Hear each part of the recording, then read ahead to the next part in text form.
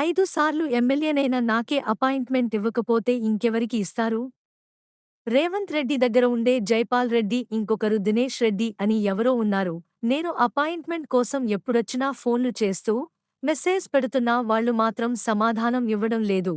సెక్రటేరియట్కి direct పోయి కలుద్దామంటే అక్కడ బందోబస్తు ఉంటుంది. ఇవాళ సెక్రటేరియట్ వద్దకి వెళ్లగానే అక్కడున్న అధికారి పై అధికారులకు ఫోన్ చేశాడు. మాజీ ఎమ్మెల్యే గుమ్మడి నర్సయ్య గారు వచ్చారని చెప్తే లేదు వెళ్ళిపోమనండి, అపాయింట్మెంట్ కుదరదు అని చెప్పారు. ఈ గవర్నమెంటు, ఈ ముఖ్యమంత్రి ఎవరికోసం పనిచేస్తున్నారు? ఎవరికి సేవ చేస్తున్నాడు? మాలాంటి వాళ్ల నుంచి అభ్యర్థనలు తీసుకుంటే ప్రజా సమస్యలు ఏంటో తెలుస్తుంది. మా అనుభవాలు చెప్తాం. ఇంకెవరో దినేష్ రెడ్డో ఏదో ఆయన పేరు గుర్తులేదు, వాళ్ళని అడగాలట, వాళ్ళు టైం ఇస్తారట. ఓకే, వాళ్ళకి ఎప్పుడు వచ్చినా ఫోన్ చేస్తున్నా, ఎప్పుడు వచ్చినా మెసేజ్ పెడుతున్నా.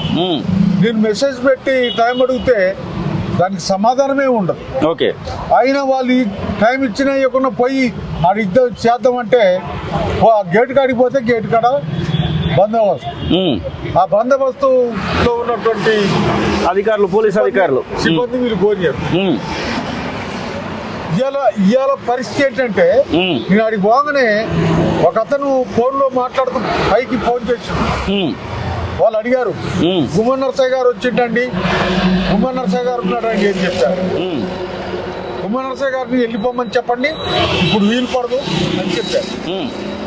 అంటే ఈ గవర్నమెంటు లేదు, ఈ ముఖ్యమంత్రి ఎవరి కోసం, ఎవరికి సేవ చేస్తాడు?